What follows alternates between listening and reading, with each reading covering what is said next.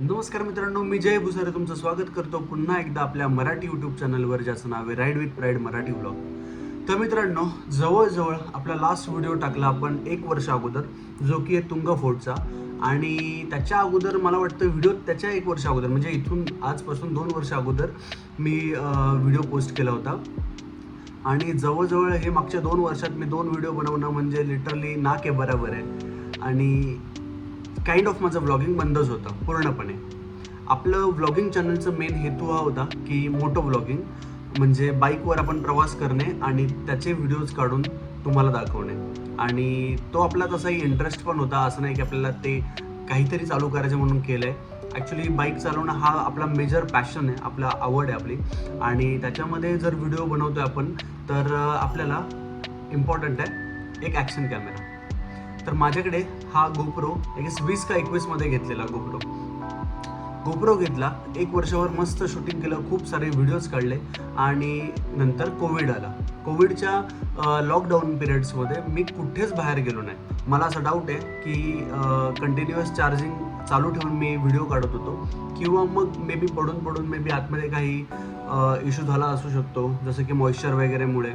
तर कॅमेरा थोडासा weird behave करत होता, लाईक कधी पण बंद चालू होत होता. बॅटरीज त्याच्या नवीन टाकल्या तर बॅटरीजसुद्धा 2 वेळा खराब झाल्या. सो अशा प्रकारे माझा जो गोप्रो आहे तो गडबड झाली आणि बंद झाला आहे. सो ना ह्याचं इथे शटर डोअर तुम्हाला दिसेल, नाहीतर ह्याच्यामध्ये बॅटरी आहे. आणि त्याचं रिझन हेच आहे की जवळजवळ मी 3 बॅटरीज ह्याच्या चेंज केल्या, बट काही फरक नाही पडला. जवळजवळ एखाद्या महिन्यात बॅटरी खराब होऊन जाते. सो मला नक्की माहीत नाही इशू कुठे आहे ओरिजिनली. आणि त्यामुळे मग मी परत कोणती बॅटरी आणली नाही, नाहीतर त्याला मी कोणाकडे म्हणजे जसं की थायलंडमध्ये किंवा कुठे सिंगापूरला त्याला पाठवून रिपेअर होतो. बट मी तेवढे कष्टही नाही घेतले. मी विचार केला की मार्केटला जातो, जे आपल्या CSTला मार्केट आहे, आणि ह्याला रिपेअर होतं का नाही बघतो. बट मला ॲजसच कोणी असा ट्रस्टवर्दी माणूस भेटला नाही की ज्याच्या हातात मी हा देईल आणि तो खोलेल आणि याला रिपेअर करेल. सो हा आहे तसाच आहे आता सध्या माझ्याकडे. बघू याला रिपेअर कधी करू, रिपेअर कधी करता येईल तेव्हाचं तेव्हा. बट आपले व्लॉग्स नेण्यामागचं रिझन तर तुम्हाला कळलं असेल आता, की आपल्याकडे कॅमेरा खराब झाल्यामुळे मी कोणतेच व्हिडिओ काढत नव्हतो. ॲज सच मोबाईलमध्ये मी व्हिडिओ काढायचो, बट असा एक पर्टिक्युलर पूर्ण आपण बोलतो ना स्टार्ट टू एंड असा व्लॉग बनत नव्हता. मध्येच कधीतरी हो नाही करत आपण शूट करायचो नाही करायचो. आणि गाडीवरचं शूटिंग काही येतच नव्हतं. जेव्हा आपण राईड करतो तेव्हा कॅमेरा आपण हेल्मेटला माउंट करतो, आणि तो शूट येतच नव्हता, म्हणजे कॅमेरा नसल्यामुळे. त्यामुळे झालं असं की व्लॉगिंग हळूहळू कमी होत गेली आणि बंद झाली. तर फायनली जवळजवळ आता 2-2.5 वर्षानंतर आपल्याकडे एक ॲक्शन कॅमेरा आलेला आहे. जास्त गेस करायची गरज नाही, मी दाखवतोय, 2 मिनटं थांबा फक्त. तर गोष्ट अशी झाली की खूप टाईमपासून मी कॅमेरा कार्टमध्ये ॲड करून ठेवलेला, बट कन्फर्म नव्हतं की घेऊ नको घेऊ.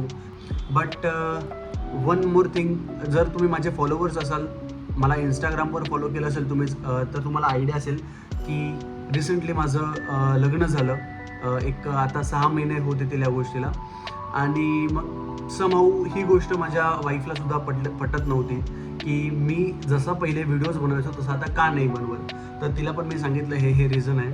सो ओव्हर द टाईम दोघांमध्ये डिस्कशन होऊन आम्ही एका पॉईंटवर पोचलो की चला एक स्टार्ट करून देऊया, बघू पुढचं पुढे व्हिडिओ कसे बनतील काय बनतील. आता एवढ्या टाईमनंतर माझं पूर्ण व्लॉगिंगवरचं जो काय बोलतात ना प्रभुत्व आहे ते कमी झालं आहे. आणि त्यामध्ये असं होतं आहे की व्हिडिओ बनवायला जे कष्ट घ्यायला लागतात ते पहिले मी खूप घ्यायचो. मी खूप इंटरेस्टिंगली व्हिडिओज एडिट करायचो, शूट करायचो. जवळजवळ एका व्लॉगचा माझा कंटेंट 80 GB 90 GB जायचा, एवढं मी रेकॉर्ड करायचो.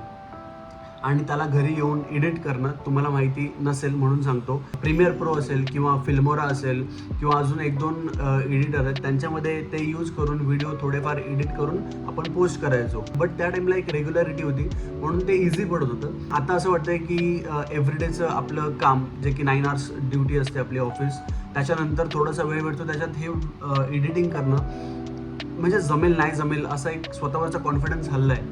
बट थँक्स टू हर की आमच्या दोघांच्या डिस्कशनमध्ये तिने सांगितलं की नाही जमलं तर नाही जमलं, आपले प्रयत्न चालू ठेवायचे. आणि I was agree for that. आणि आम्ही फायनली कॅमेरा घेतला. सो फायनली माझ्याकडे ॲक्शन कॅमेरा आला आहे आणि इथून पुढे आपण ब्लॉग करायचा प्रयत्न करू. जास्त वेट न करता मी ॲक्शन कॅमेरा कोणता घेतला आहे हे सांगतो. सो आपल्याकडे आहे Insta360 X3. तर हा एक 360 डिग्री शूटिंग करणारा कॅमेरा आहे. म्हणजे जर कॅमेरा स्टार्ट केला तर पुढचं मागचं वरचं खालचं सगळं शूट होतं त्याच्यामध्ये आणि एकाच टाईममध्ये. म्हणजे असं कॅमेरा मूव्ह करायची गरज पडत नाही. हा कॅमेरा घेण्यामागचं कारण असं की गोप्रोमध्ये फक्त फ्रंट फेसिंग शूटिंग होतं. त्यामुळे आपण गाडीवर जेव्हा हँडलबार पकडून बसतो त्या टाईमला होतं असं की आपला फक्त वन साइडेड जो व्ह्यू असतो तो शूट होतो.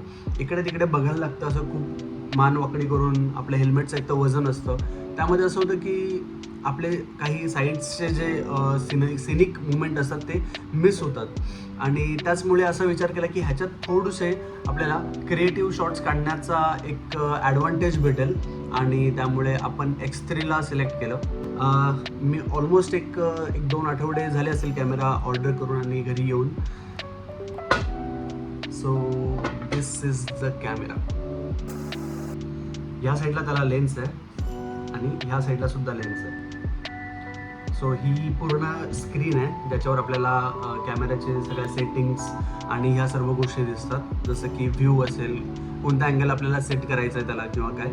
बाकी ह्याच्यात एक आय गेस गोप्रोपेक्षा मोठी बॅटरी आहे आणि हा पण कॅमेरा गोप्रोसारखाच वॉटरप्रूफसुद्धा आहे. सो पावसाळ्यामध्ये पण आपल्याला इश्यू काहीच होणार नाही आहे. अनदर थिंग अशी की गोप्रोचे आपले जे माउंट्स वगैरे होते ते आपल्याला परत ऑर्डर करावे लागतील.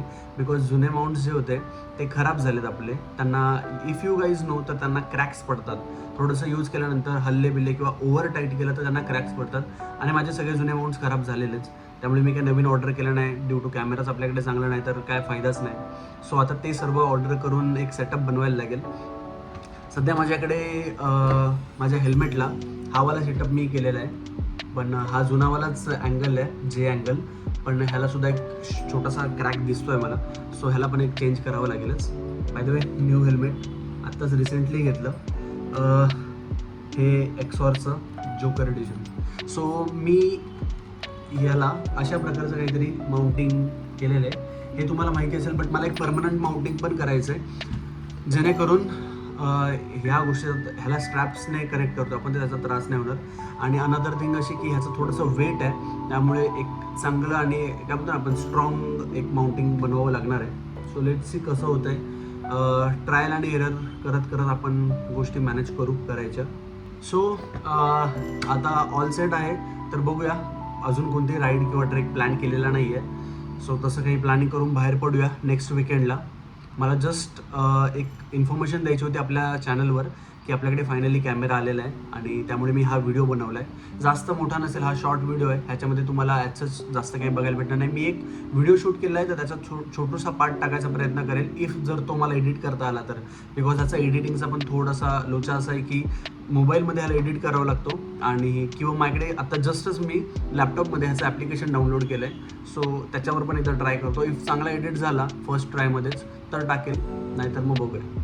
सो भेटूया पुढच्या मस्त राईड, ट्रेक किंवा कोणत्या पण ब्लॉगमध्ये. तोपर्यंत राईड सेफ, राईड हार्ड. जय महाराष्ट्र. Bye bye.